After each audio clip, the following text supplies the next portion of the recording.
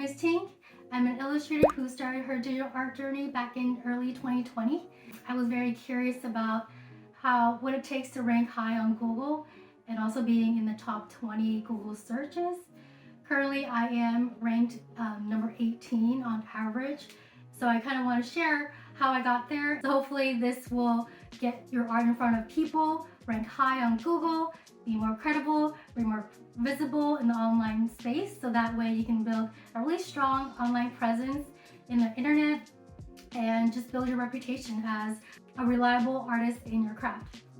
As an artist and a creative, it's very hard to put yourself out there in a sea of so many other talented creatives. So I was curious to see if I can still rank high, even though I'm not the best illustrator out there, I'm not the best Procreate user, and just see where that journey would take me. And lo and behold, I was able to rank within the top 20. I thought it'd be a very impossible journey to rank high on Google, let alone in the top 20, just because there's a lot more other creators out there that create Procreate tutorials. So I didn't think I would even rank high.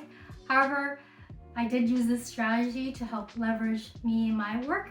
So hopefully if you are a beginner just starting out, to really consider this strategy and apply it to your own growth as an artist, a creative, illustrator, whoever you want to be. So in this video, I'm going to show you how I got there with using one strategy. It's a very tangible one. This has personally worked for me, and I hope that you can apply this to your own growth and your own art journey as well. There are no downloads, no additional Chrome extension needed. A key thing to note is that when you want to rank high in Google, it's not just about selling your products, have an About Me page, and call it a day. The thing you need to do is create content that actually leads readers to your page, direct traffic, and then builds you up as a reliable source for your website. My strategy, and I'm not going to sugarcoat it, is to create very valuable content for people online, strangers, anyone that can just land your page because you've helped them with something, like a how-to article, or even just like your experience in your art journey. As you start to create very useful content, Google then will recognize you as a very reliable and trustworthy source and will rank your webpage higher over time. As your website ranks higher and higher on Google searches, hopefully in turn you can get more sales out of your art, as well as exposure of your art as you do these tutorials, and create a very strong online presence that way, making you the lead expert. Even if you're not the most talented one in the room, you're the one showing these tutorials, you're the one having authority over a topic. That really presents you as a trustworthy source for the online space. Before we start, there are some prerequisites to have before applying this strategy. Number one is just having some basic SEO techniques and knowledge and understanding of how to apply SEO, just basics like including searchable keywords in your titles.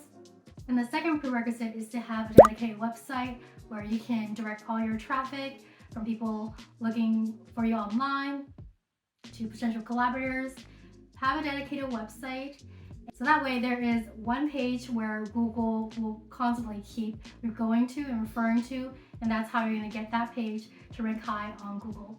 My strategy is called the TCP method, and that stands for Trending, Content, and Pinterest. I'm going to break it down for you.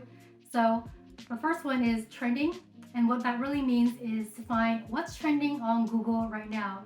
And what you can do is go to the source itself by going to trends.google.com and enter a keyword in your niche industry you're in. So for me, I like to create using Procreate. So I just type in Procreate and see what the top related search queries are for that word.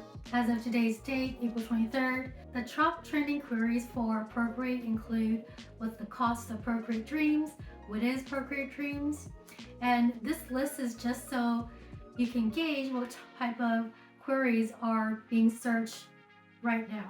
Out of those lists of queries, find out which one you can start blogging, make tutorials on, create videos, content out of. That way, because it is trending, Google will automatically try to link as many pages to that search query. And if you continuously keep making Google happy with all these queries that you are supporting, it will rank you higher and higher in its ranking. Now that you know what's trending, the next thing to do is create content that answers these queries. First and foremost, keep putting that in. But also I recommend trying to weave in not just how-to articles, but other topics that you yourself are interested in, as well as can provide authority on a topic on. It doesn't have to always be how-tos, what people are searching for, because part of the Google algorithm that it takes into its ranking includes the uniqueness of one's page. So including and weaving that content in as you answer those queries will really help build your website as a person with not only knowledge about this, but knowledge about something different that can really help you stand apart from someone else doing the exact same tutorial. What really helps support your rankings in Google is to keep updating your website. That's really how, for example, Wikipedia becomes like the number 1 or number 2 site that pops up as you do your searches. They're not the most reliable source, yet they show up so frequently as the top 1 or 2 spots just because there's someone always editing and updating the page, so that notifies Google's algorithm to keep Wikipedia, in the top 10. So yes, you do need to make content regularly and consistently, but you don't need to make a lot of it. That's why finding out what's trending can really hack your way up, just because you are helping users find what's trending, you're answering questions that will really help leverage you versus other people creating just random content on their blog posts and page, and they might not be super searchable because they're not really addressing what's trending. The final step of the TCP method is the P part, which is Pinterest. This involves the effort of creating backlinks.